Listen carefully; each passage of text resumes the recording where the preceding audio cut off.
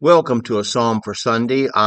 Last week, I was in Psalm 22, the psalm that Jesus began quoting from the cross to direct us to it. It's a psalm about him. Psalm 22, uh, I was in verses 11 through 21. So I'm going to continue with my comments on that passage because we come to a very controversial word in this psalm, and it's unicorns. Now, I hope you'll watch my previous psalm for Sundays, um, and so you can see what I was talking about before. And certainly feel free to make comments. I'm not expecting you to agree with everything I say or anything I say.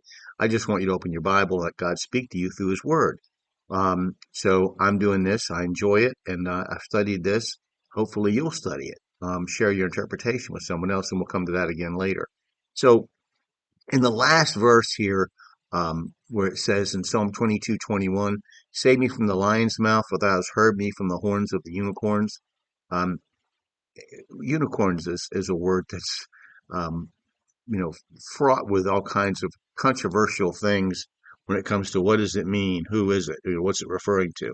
So unicorns is a word that the Catholic Church and medieval mythology have corrupted. I think it's important to divert a little bit to open up the Bible for understanding. So I hope you'll hear me out.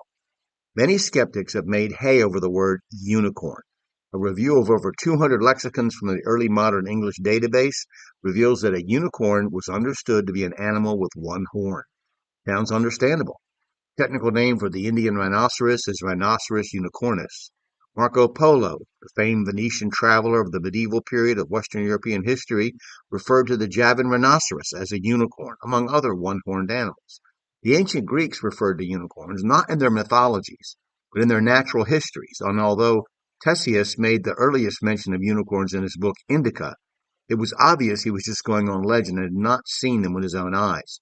He described a wild ass covered white, red, and black.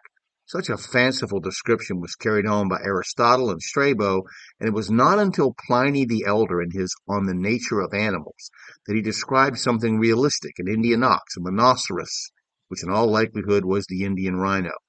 It's generally understood by the existence of them in the Lascaux cave paintings in France that the rhinoceros once had a much larger range of living than it does today, the mythological horse with a horn being a totally separate concept from the reality spoken of in Job and here, evidenced in later Greek writings or found in nature and cave paintings.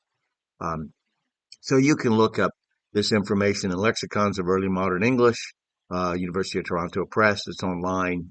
You can find it online for free. Henry Yule, also editor and translator of the book of Sir Marco Polo. That's 1903. You can find that in the uh, online archive of books. Okay, the rhinoceros is a wild animal, a beast, God tells Job. He's not going to pull your plow, plant your fields, or submit to your will. Go ahead and try to harness him up if you think you can. This brings to mind a point that must be made about the Bible and its discussion of animals. Much is made by the creationist minded and the fundamentalist about the phrase, quote, after their kind. And you can find that in Genesis 1:21 and 25, 6:20, and 7:14. The word kind, contrary to what is said often, does not refer to an individual species, whichever of the many definitions of species you use. And John Wilkins has, in his science blog, Evolving Thoughts, has a list of 26 different definitions of species.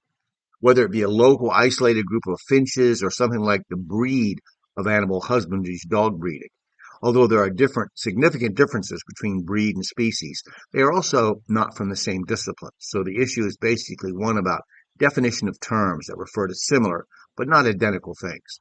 One of the things Charles Darwin was against was the popularly preached by clerics and many pre-Darwin biologists' view that every species of animal that existed in his day was said to have come down from an original ancestor just like them, in a doctrine called the immutability of species. If there are 100 species of a type of bird today, then those species would have existed back to Noah's Ark, goes the idea. This, of course, is absurd, as mankind has created many breeds of dogs in the last 200 years alone. If you regarded a breed and a species as having similar meanings, but under different types of scientific disciplines, zoology versus animal husbandry, then you can imagine speciation, the process where different breeds or species of dogs, cats, horses, or birds came about, taking place rather quickly in history. But the word kind doesn't mean species at all. It's more like a general type of creature. Many species of cats came from the first cat creatures on Noah's Ark. The problem with evolution is that the cat never became a dog, the pea never became a chrysanthemum, and an ape-like creature never became a man. There is no evidence of such a thing occurring without twisting the evidence into knots, and the whole popularly understood concept of evolution in that regard, called macroevolution, is a fairy tale for atheists and in complete opposition to the Bible and reality. Modern taxonomic classifications of living things are purely man-made and are totally subjective to what man chooses to include as a characteristic of the creature being named. God classifies animals differently based on characteristics that would have been understood by men without microscopes. For instance, fowls fly. So the bat is a fowl in Leviticus 11:19 and Deuteronomy 14:18. And the Hebrew could not eat fowl with certain characteristics. The words reptile and mammal were classifications created by man for his own convenience and study. The Bible speaks of beasts of the field, domestic animals, and beasts of the forest, wild animals. It speaks about animals in the way of their usefulness generally to agricultural man or military man, not their peculiarities to the curious modern man. Trying to force man's definitions of everything from beasts to sin on the Bible's definitions is futile and arrogant. When you argue allowing your opponent to control the definitions of words, you are surrendering all leverage to them. Finally, the whale is a large creature that swims in the sea and therefore can be called a great fish because fish are creatures that swim in the sea.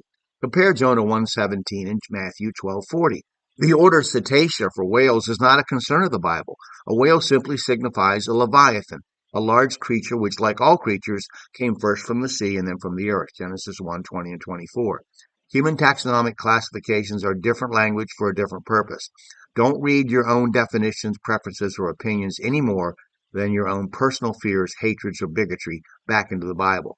Prophetically, this passage, like the one before it, carries staggering implications for Christ on the cross of Calvary. And I'm going to stop here talking about unicorns, and we're going to pick it up with this passage and how it speaks, this whole passage that I quoted, that I referred to, how this part of Psalm, starting in 22:11, how it speaks to prophecy, what happened at the crucifixion. So we'll stop next Sunday, hopefully next Sunday. I'll continue. So I hope that this thing about unicorns kind of sparked your imagination, and you do a little study yourself.